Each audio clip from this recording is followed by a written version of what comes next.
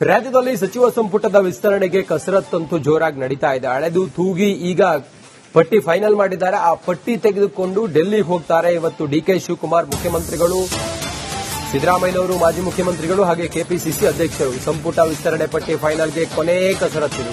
ಇಂದು ದೆಹಲಿಗೆ ತೆರಳುತ್ತಾರೆ ಕಾಂಗ್ರೆಸ್ನ ನಾಯಕರುಗಳು. ಡಿಕೆಶಿ, ಸಿದ್ದರಾಮಯ್ಯ, ಹರಿಪ್ರಸಾದ್ ದೆಹಲಿಗೆ ಪ್ರಯಾಣವನ್ನ ಮಾಡುತ್ತಿದ್ದಾರೆ. ಇವತ್ತು ಸಂಜೆ ವಿಶೇಷ ವಿಮಾನದಲ್ಲಿ ದೆಹಲಿಗೆ ಹೋಗ್ತಾರೆ. ಸಂಪುಟ ವಿಸ್ತರಣೆ ಕುರಿತು ಅಂತಿಮ ಹಂತದ ಚರ್ಚೆಯನ್ನ ರಾಹುಲ್ ಗಾಂಧಿ ಅವರ ಜೊತೆಗೆ ನಡೆಸುತ್ತಾರೆ.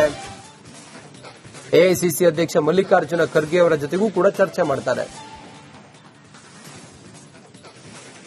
ಹೆಚ್ಚಿನ ಮಾಹಿತಿಯೊಂದಿಗೆ ನಮ್ಮ ಪ್ರತಿನಿಧಿ ಅಭಿಷೇಕ್ ಇದ್ದಾರೆ ನೇರ ಸಂಪರ್ಕದಲ್ಲಿ. ಅಭಿಷೇಕ್, ಇವತ್ತು ಎಲ್ಲ ಫೈನಲ್ ಮಾಡಿಕೊಂಡೇ ಹೋಗ್ತಾ ಇದ್ದೀರಾ?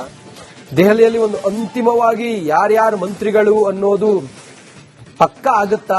ಈ ಭೇಟಿಯ ನಂತರವಾದರೂ ಕೂಡ ಯಾರ್ಯಾರು ಹೋಗ್ತಾ ಇದ್ದಾರೆ, ಎಷ್ಟು ಗಂಟೆಗೆ ಹೋಗ್ತಾ ಇದ್ದಾರೆ, ಯಾರು ಭೇಟಿಗೆ ಅವಕಾಶವನ್ನು ಕೊಟ್ಟಿದ್ದಾರೆ? ಅಭಿಷೇಕ್,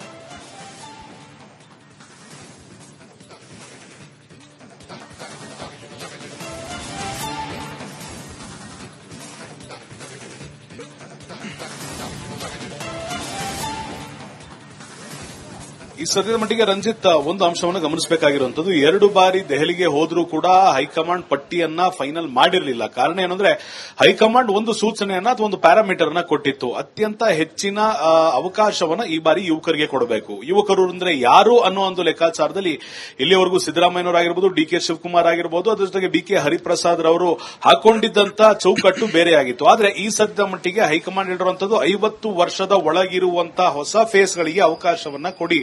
2028ಕ್ಕೆ ಆ ಚುನಾವಣೆಗೆ ಅನುಕೂಲ ಆಗುತ್ತೆ. ಯಾವಾಗಲೂ ಹಿರಿಯರಿಗೆ ಸಚಿವರನ್ನ ಮಾಡಿದವ್ರನ್ನೇ ಮಾಡ್ಕೊಂಡು ಹೋಯ್ತು ಅಂದ್ರೆ 2028 ಕಷ್ಟ ಆಗುತ್ತೆ ಅಂತ ಕ್ಲಿಯರ್ ಆದಂತ ಒಂದು ಡೈರೆಕ್ಷನ್ ಅನ್ನ ಕೊಟ್ಟಿದ್ರು ಕೂಡ 3 ಪಟ್ಟಿ ಸಿದ್ಧ ಆಗುತ್ತೆ. ಸಿದ್ದರಾಮಯ್ಯನವರ ಪಟ್ಟಿ, ಬಿಕೆ ಹರಿಪ್ರಸಾದ್ ಅವರ ಪಟ್ಟಿ, ಡಿಕೆ ಶಿವಕುಮಾರ್ ಅವರ ಪಟ್ಟಿ. ಈ 3 ಪಟ್ಟಿಯನ್ನ ತಿರಸ್ಕಾರ ಮಾಡಿದ್ರು. ಯಾಕೆ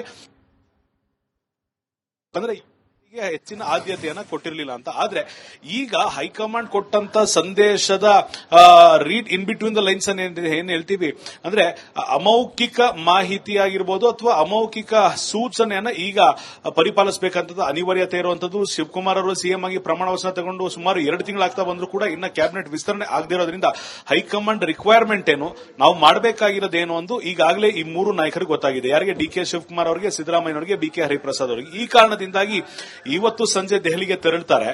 ರಾತ್ರಿ ಅಷ್ಟೊತ್ತಿಗೆ ಹೈಕಮಾಂಡ್ ನಾಯಕರು, ಹೈಕಮಾಂಡ್ ನಲ್ಲಿ ಯಾರ್ಯಾರು ಬರ್ತಾರೆ? ರಾಹುಲ್ ಗಾಂಧಿರವರು, ಮಲ್ಲಿಕಾರ್ಜುನ್ ಖರ್ಗೆ, ಕೆಸಿ ವೇಣುಗೋಪಾಲ್, ರಣದೀಪ್ ಸಿಂಗ್ ಸುರ್ಜೇವಾಲಾ, ಈ ಇಷ್ಟೂ ಜನರನ್ನ ಕುಳಿಸಿಕೊಂಡು ಮಾತನಾಡಲಾಗುತ್ತೆ. ಅಥವಾ ನಮ್ಮ ಪಟ್ಟಿ ಈ ರೀತಿ ಇದೆ ಅಂತ ಪಟ್ಟಿಯನ್ನ ಸಲ್ಲಿಕೆ ಮಾಡಲಾಗುತ್ತೆ. ಅಟ್ಲೀಸ್ಟ್ 70 to 80% ರಾಹುಲ್ ಗಾಂಧಿರವರ ಹೈಕಮಾಂಡ್ ರವರ ಅಪೇಕ್ಷೆಯಂತೆ ಪಟ್ಟಿ ಇತ್ತು ಅಂದ್ರೆ ಗ್ರೀನ್ ಸಿಗ್ನಲ್ ಇವತ್ತು ರಾತ್ರಿಯೇ ಸಿಗಬಹುದು. ಪ್ರಾಬಬ್ಲಿ ನಾಳೆ ಬೆಳಿಗ್ಗೆ ಅಷ್ಟೊತ್ತಿಗೆ ರಾಜಭವನಕ್ಕೆ ಸಂದೇಶವನ್ನ ರವಾನೆ ಮಾಡಿ ಅಲ್ಲಿಂದ ಸಚಿವರ ಪ್ರಮಾಣ ವಚನಕ್ಕೆ ಅವಕಾಶವನ್ನು ನೀಡಲಾಗುತ್ತೆ. ಆದ್ರೆ ಒಂದು ವೇಳೆ ಈ ಸದ್ಯದ ಮಟ್ಟಿಗೆ ಹೈಕಮಾಂಡ್ ಹೇಳಿರುವಂತಹ ಸೂಚನೆಯನ್ನ, ರೂಲ್ಸ್ ಅಂಡ್ ರೆಗ್ಯುಲೇಷನ್ಸ್ ಅನ್ನ, ಆ ಒಂದು ಚೌಕಟ್ಟನ್ನ ಈ ಸದ್ಯದ ಮಟ್ಟಿಗೆ ರಾಜ್ಯದ ನಾಯಕರು ಪಾಲಿಸದೆ ಹೋದಲ್ಲಿ ಮತ್ತೆ ಮುಂದೂಡಿಕೆ ಆಗುವಂತ ನಿರೀಕ್ಷೆ ಇದೆ. ಯಾವುದೇ ಕಾರಣಕ್ಕೂ ಮುಂದೂಡಿಕೆ ಆಗ್ತಾ ಹೋದ್ರೆ ಅದು ಸರ್ಕಾರದ ವೈಫಲ್ಯ ಅಂತ ಕಾಣುತ್ತೆ ಅನ್ನೋ ಕಾರಣದಿಂದಾಗಿ ಇವತ್ತು ಬಹುತೇಕ ಅಂತಿಮ ಮಾಡಿಕೊಂಡು ಬರುವ ಸಾಧ್ಯತೆಯನ್ನ ನಾವು ಗಮನಿಸಬೇಕಾಗಿದೆ. ಪ್ರಾಬಬ್ಲಿ ಇವತ್ತು ರಾತ್ರಿ ಮಾತುಕತೆ ಆಗಿ ನಾಳೆಯ ವೇಳೆಗೆ ಸಚಿವರು ಅಂದ್ರೆ ಮುಖ್ಯಮಂತ್ರಿಗಳು ವಾಪಸ್ ಬಂದರೂ ಕೂಡ ಮಂಗಳವಾರದಿಂದ ಬುಧವಾರದ ಒಳಗಡೆ ಸಚಿವ ಸಂಪುಟ ವಿಸ್ತರಣೆ ಆಗಬಹುದು. ಒಂದು ವೇಳೆ ಇವತ್ತು ಪಟ್ಟಿ ಫೈನಲ್ ಆದ್ರೆ. ಇದೇ ಸಂದರ್ಭದಲ್ಲಿ ಎಂಎಲ್ಸಿಗಳ ಪಟ್ಟಿಯನ್ನ ಕೂಡ ಫೈನಲ್ ಮಾಡಬೇಕು ಅನ್ನೋ ಒಂದು